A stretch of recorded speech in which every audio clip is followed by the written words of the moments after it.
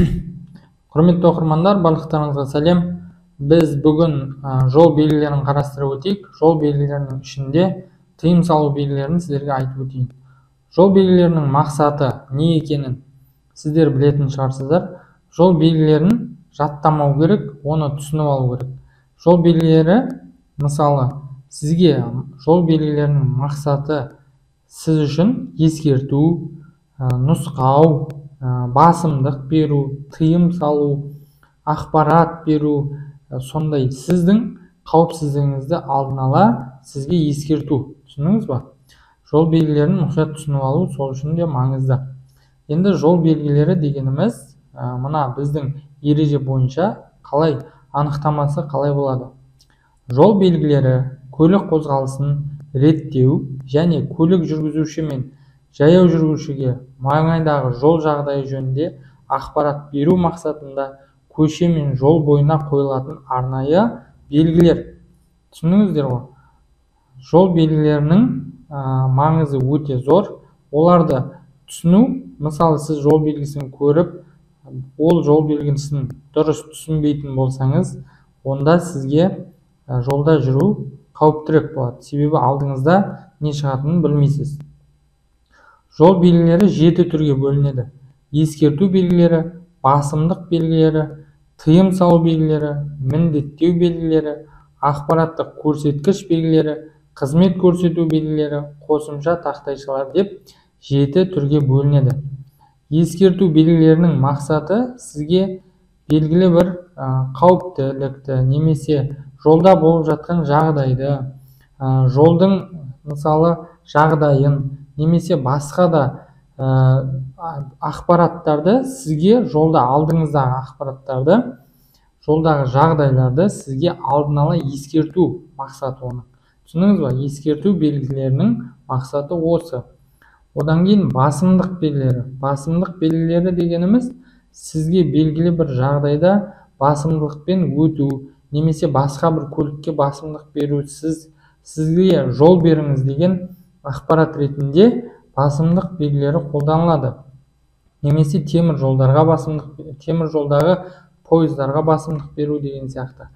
Осылай түсініп алыңыздар. Мысалы, одан кейін тыйым салу белгілері. Тыйым салу белгілері айтпаса да түсінікті, ол сізге тыйым салу мақсатында, яғни шектеу, белгілі бір, мысалы, жылдамдықты шектеу немесе бағытты шектеу деген сияқты тыйым салу белгілері.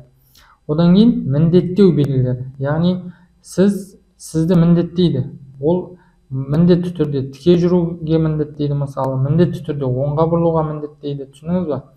Одан кейін ақпараттық көрсеткіш белгілері, яғни сізге ақпарат береді. Мына маңайда елді мекен басталып жатыр, мына жерде автомагистраль басталды деген сияқты сізге ақпарат береді.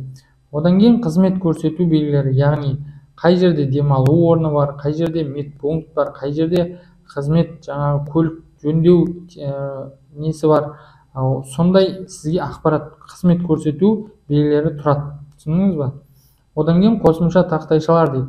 Қосымша тақтайшалар дегеніміз, ол сізге мысалы бір белгі тұрады, оның астында 300 метр деп тұрады. Ескерту белгісі немесе тыйым салу белгісі тұрады, оның астында 300 метр деп тұрады. Ол не деген? Вот сол 300 метр деген қосымша тақтайша, яғни ол сізге қосымша ақпарат беріп тұр. 300 метрден кейін осы тыйым салу белгісі қолданылады деген сияқты. Немесе 300 метр аумағында қолданылады деген сияқты. Түсіндіңіз ба?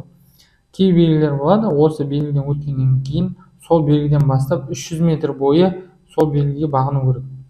Ал кей белгілер болады, жаңағы қосымша тақтайша болады, ол 300 метр деп тұрады. Ол кезде сіз сол белгіден өткеннен кейін барып, 300 метрден кейін барып, жаңағы белгінің сізге беріп тұрған, мысалы, тегіс емес жол дейді, сол тегіс емес жол 300 метрден кейін барып басталады.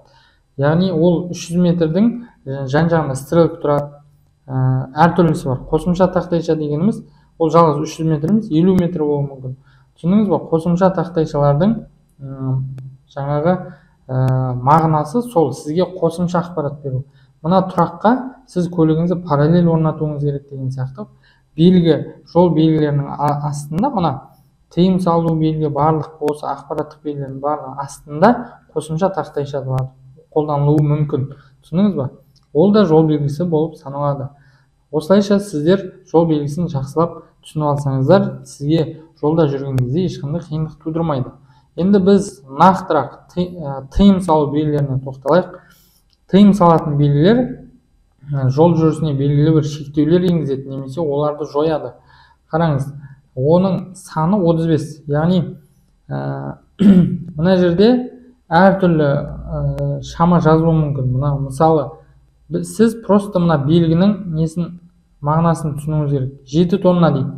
Массаны шектеу, яғни 7 тоннадан жоғары көліктер бұл жолмен жүре алмайды. Бұл жерде 8 тонна деуі мүмкін, немесе 6 тонна деуі мүмкін. Түсініңіз ба? Бірақ сіз мына белгіні мағынасын түсінуіңіз керек. Ол массаны шектеу. Мына оське түсетін салмақты шектеу. Одан кейін жүруге тыйым салынады. Ось дегеніміз көлікте болатын ось білік. Жүруге тыйым салынатын механикалық көлік құралдарының жүруіне тыйым салынады. Жүк автомобильдерінің жүруіне тыйым салынады. Яғни жолдың сапасы, мысалы, мына жүк автомобильдеріне арналмаған болса, егер мына жолмен жүк автомобиль жүретін болса, ол кезде ол жол бұзылады, мысалы. Сондай кезде қояды, және ол жер қауіпті болған кезде қояды. Жүк көліктеріне тыйым салады. Кіруге тыйым салынады. Мынау білесіздер, мысалы, бір жақты жол болса, бір жақты жолдың сіз мына белгіден өтіп кіруіңізге болмайды. Одан кейін биіктігін шектеу, көліктің биіктігін шектеу. Көрдіңіздер ме? Енін шектеу. Мынау көліктің енін шектейді. 2-7 метр, мысалы. Одан кейін мотоциклдердің жүруіне тыйым салу, тракторлардың жүруіне тыйым салынады. Осылайша тыйым салу белгілерін сіз дұрыстап түсініп алыңыз. Бұл тыйым салу белгілері белгілі бір шектеу енгізеді. Одан кейін міне кеден дейді, қауіптілік, опасность деп тұр. Көрдіңіз бе? Мына белгілерін қараңыз. 3-1, 3-2, 3 дегеніміз уже сіз білесіз. Ол тыйым салу белгілері. Сол тыйым салу үшінші белгінің, яғни тыйым салу белгілерінің біріншісі, екіншісі, үшіншісі, төртіншісі деген мағына. Түсініңіз бе? 5, 6, 7, 8 осылай кетеді. Көрдіңіз бе? Енді қараңыз. Одан кейін бізде ең төменгі дистанцияны шектеу дейді. Мысалы, сіздің алдыңыздағы көлікпен 70 метрден аз болмау керек дистанция, мына жағдайда. 70 метрден аз болмау керек, яғни сіз 70 метрден алшақ жүруіңіз керек. Кері бұрылуға тыйым салынатын белгі. Оңға бұрылуға тыйым салады, солға бұрылуға тыйым салады. Көрдіңіз ба? Жүк автомобильдеріне басып озуға тыйым салады. Одан кейін міне жүк автомобильдерінің басып озуына тыйым салынатын аймақта аяқталуы, ең жоғарғы жылдамдықтың шектеуі, яғни мына жерде 40 болуы мүмкін, 60 болуы мүмкін. Түсініңіз ба? Ең бастысы сіз мына білуіңіз керек. Тыйым салу белгі екен. Ең жоғары жылдамдықтың шектелген аймақтың аяқталуы, яғни мына жерде 50 км/сағат жылдамдықпен жүруге мысалы тыйым салынған болса, мынау сол тыйымды қайтадан күшін жояды. Түсініңіз ба? Дыбыстық сигнал беруге тыйым салынады. Яғни бұл жерде сіз сигнал бере алмайсыз. Тоқтауға тыйым салынады. Мынау белгі тоқтап тұруға да, тоқтауға да, яғни остановкаға да, стоянкаға да тыйым салады. Ал мына жағдайда бұл тек тоқтап тұруға тыйым салады. Одан кейін осы екі белгіні шатастырмаңыздар. Айдың тақ күндері тоқтап тұруға тыйым салады. Мынау айдың жұп күндері тоқтап тұруға тыйым салады. Барлық шектеулер аймағын аяқталу. Яғни бұл барлық шектеулер дегеніміз осы тыйым салу белгілерінің барлығы емес, тек осы мына тоқтап тұруға болмайды деген белгілерге ғана қатысты. Түсіндіңіз бе? Осыларға сосын жылдамдықтың нелеріне қатысты. Одан кейін көлік құралдарының қауіпті жүктермен жүруіне тыйым салынатын белгі. Көлік құралдарының жарылғыш, тез тұтанғыш жүктермен жүруіне тыйым салынады. Құрметті оқырман, мына белгілердің сапалы түрін мен тағы да саламын. Мынау біздің ережеде алынған кішкене сапасы онша емес болып қалды. Сол себепті айып етпейсіздер. Мен келесі видеода жақсылап тұрып салатын боламын.